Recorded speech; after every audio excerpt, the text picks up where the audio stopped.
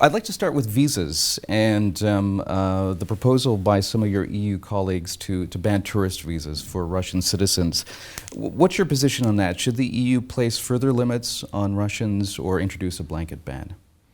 Well, this is one of the main topics which is going to be discussed, I think, tomorrow, because today we will start with the EU-Africa relations during our meeting of the foreign ministers of the EU, the Gimnich meeting, and tomorrow I will express the position of Romania to the sense that we fully support the suspension of the visa facilitation agreement with Russia, because a visa facilitation agreement is in fact a document which should come along with a certain state of affairs in the relationship between EU and the respective country. I think the accounts say that the Russian Federation is not respecting fully the provisions of the visa facilitation agreement. And at the same time, we have to be aware of the fact that Russia has put basically all member states on the list of unfriendly states. So I don't think the environment between EU and Russia currently is corresponding to the purpose of a visa facilitation agreement. On the other hand, on the issue of the suspension of visas for Russian citizens, I will express the full availability of Romania to discuss about the adoption of further measures for restricting the circulation of Russian citizens in the European Union, because we consider that, especially focusing on visas for tourism, because we think that tourism is not a fundamental right. It is something that should be granted, also taking into account the current state of affairs between EU and Russia. And at the same time, I think it's important for you to note that since Romania is not yet a member of the Schengen space, we do not issue Schengen visas. But we issue visas bilaterally. Since the beginning of the year, Romania has issued around 800 visas for Russian citizens, out of which around 130 visas for tourism. So the numbers are not that high, but I think it's a matter of principle. It's a political issue, it's not a technical issue. And we need to discuss it and to see what are the arguments in favor and against, because there were various arguments which were expressed by member states. It is important also to see what are the views of the Commission, of the External Action Service on this matter, and to decide accordingly. As far as Romania is concerned, as I said, we support a decision on suspending the issuance of visas for tourism, provided that this decision is taken on solid legal basis, because we need to have a solid legal fundament for such a decision. At the same time, it is also important to allow the issuance of visas for Russian citizens who are dissidents or who are running from the oppression, who are threatened by the regime. Many of these citizens are also using tourist visas. We have to be aware of that. And we have to take basically into account all such situations which represent exceptions which should not be touched by a decision of suspension. Humanitarian visas as well, medical visas.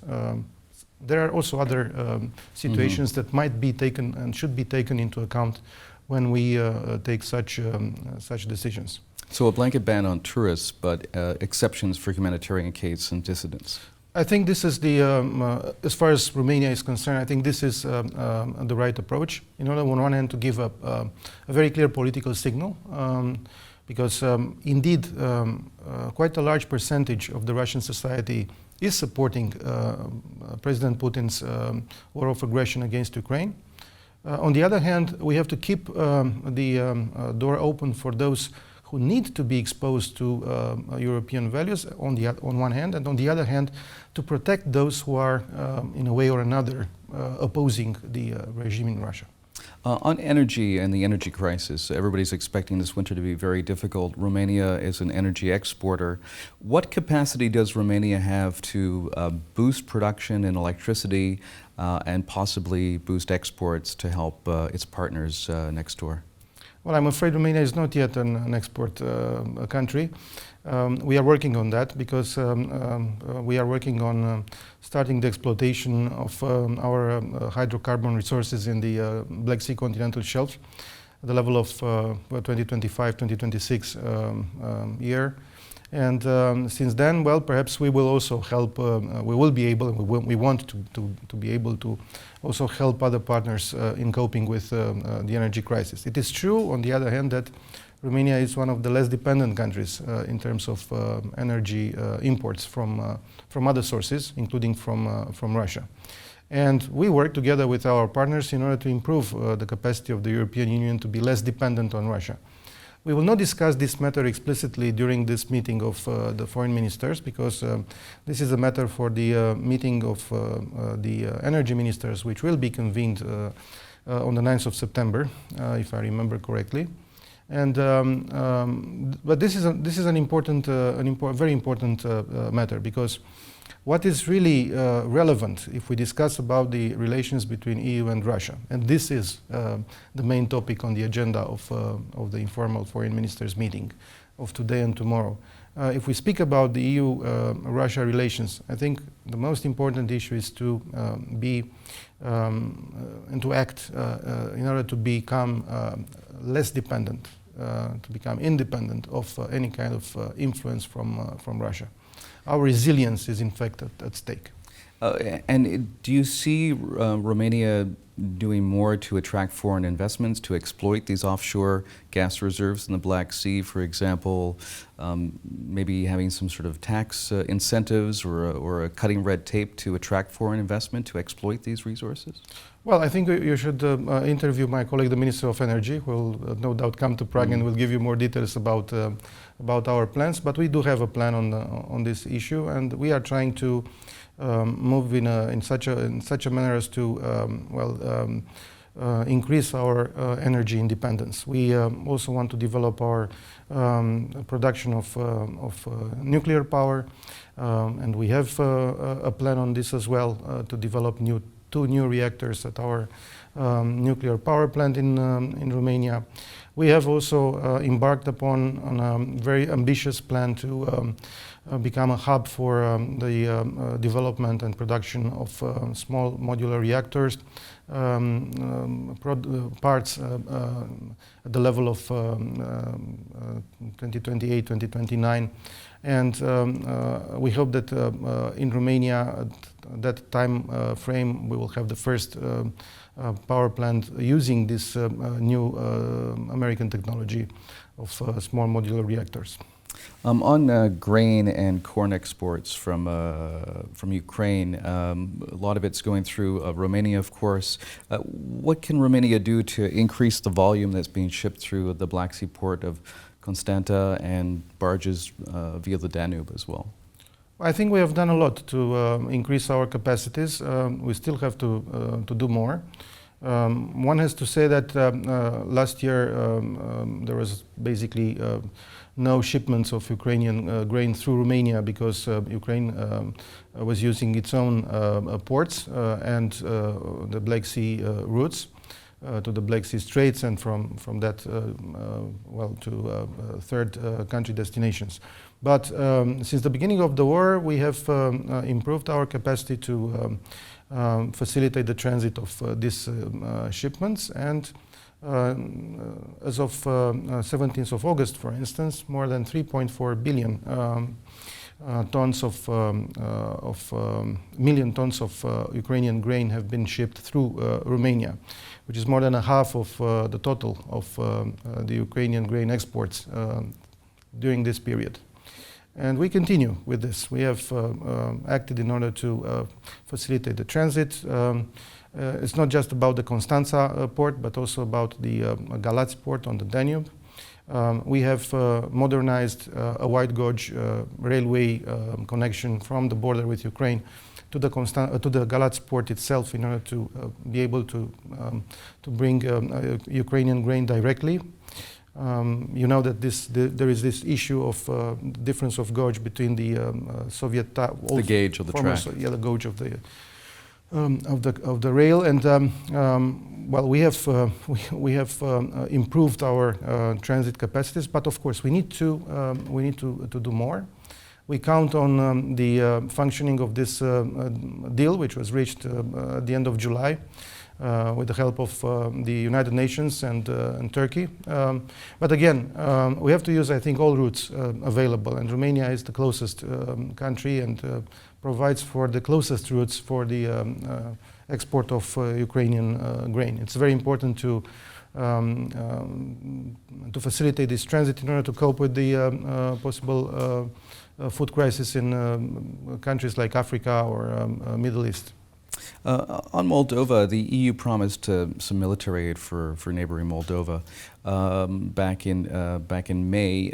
Are you doing anything to convince your colleagues, your counterparts at the EU, to provide more aid, to military aid and defense aid to Moldova?